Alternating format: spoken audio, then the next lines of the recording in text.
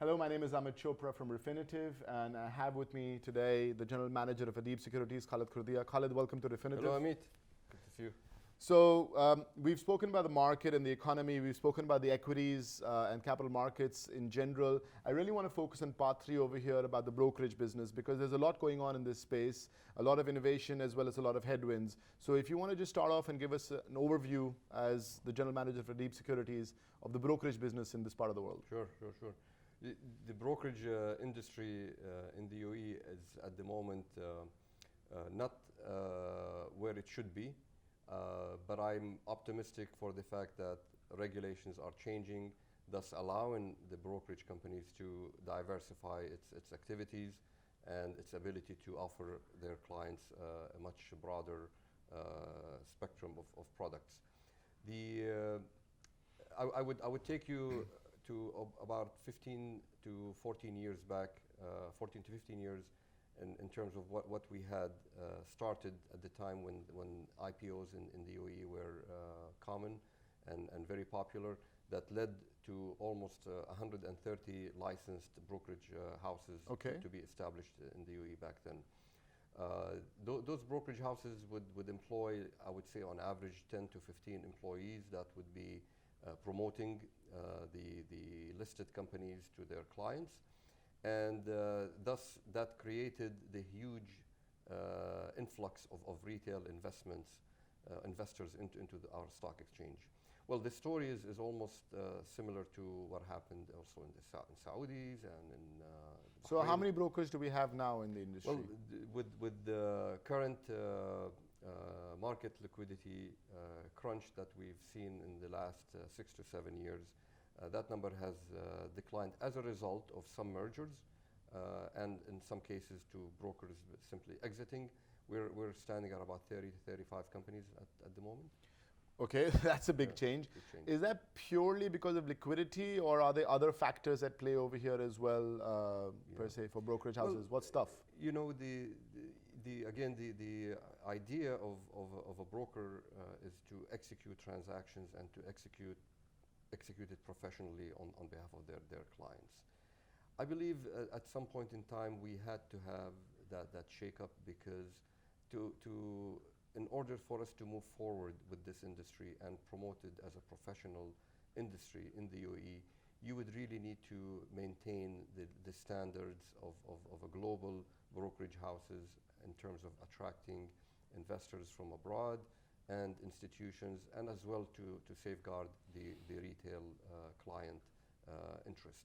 So I don't see it as a negative thing that the number has dropped down to 30, 35 at the moment. I see that there is more professionalism than we've previously had in terms of how to handle client inquiries and trading. Can you tell us a little bit more, maybe shed some insight on the transaction fees per se in this business, and what do you have to face on a daily basis? It's slightly, I would say, higher than the average in terms of what an investor would pay. Of course, it's up to the broker to give concessions and to discount their portion of the fees to the clients. But overall, it is costly for institutions, for example.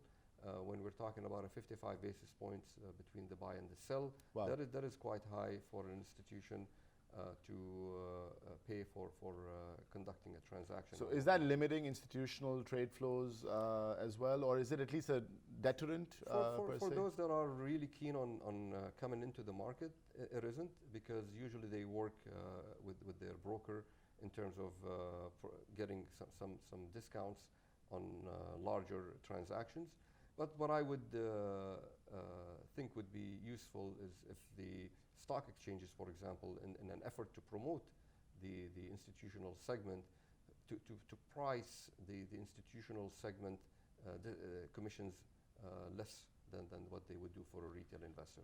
I think that would help. Obviously, it's that institutional investment is key to your business, I believe that's what's going to run and make sure that the business is successful.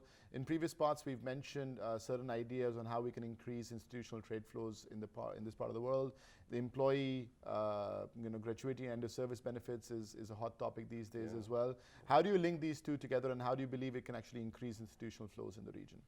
Institutional is definitely a key growth factor for the UAE stock markets. Without it, I don't believe that we would grow at the rates that we would love to see our stock exchanges growing. And institutional investors will definitely need to see more float of some companies' shares on the market. They'd like to see more IPOs, and they'd like to see alternative products that they can perhaps utilize in addition to just buying the stocks directly from the market.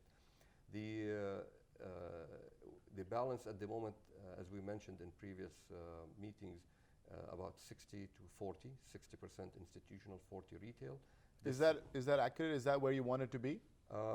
Yeah, this is much better than what it used to be in the past, because that in a way reduced the volatility and reduced speculation on the local markets. Now, it's not helping retail investors. This is why I believe also that we're seeing less retail investors playing the market, because the fact that large transactions are taking place whereby the buyer and the seller are arranged, and the retail investor does not see that transaction immediately. So that's the balance that would really help our stock markets go in the right direction eventually to stabilize it and to provide the right depth and breadth to the exchange. Institutional investing is the key driver of any stock exchange around the globe. And if we were to rely on retail, it will not help us move to the next level. And perhaps if we aim to one day become part of the developed markets rather than the emerging. Shed some more light on the retail side of things. Obviously, institutional is what's driving your business per se, but we can't ignore the retail side of the business either. With the advent of these online platforms and ability to cross, buy and sell in different markets around the world, what role does your broker play in this fast developing, fast changing market per se? What value does your broker add to you? Of course, most of the business nowadays is done directly by the investor on an online or a mobile trading application. The broker still plays the role of informing the client without, of course, giving direct advice on what is the latest development in terms of daily flow of a particular company or a particular stock. So someone would pick up the phone and call his or her broker to learn more about what's driving a particular stock higher today. If, for example, there is no particular headline on that company, that's when the broker can help through informing the client that, well, there is, for example, a fund that's buying into the stock, or there are strategic investors exchanging ownership of the particular company's share. So that's today the main role of a broker that is not licensed to give advice. That's something that is available in the market, where the brokerage house can obtain an advisory license and then put out some research that the company's brokers can disseminate to clients and help them understand more about what they are getting themselves into.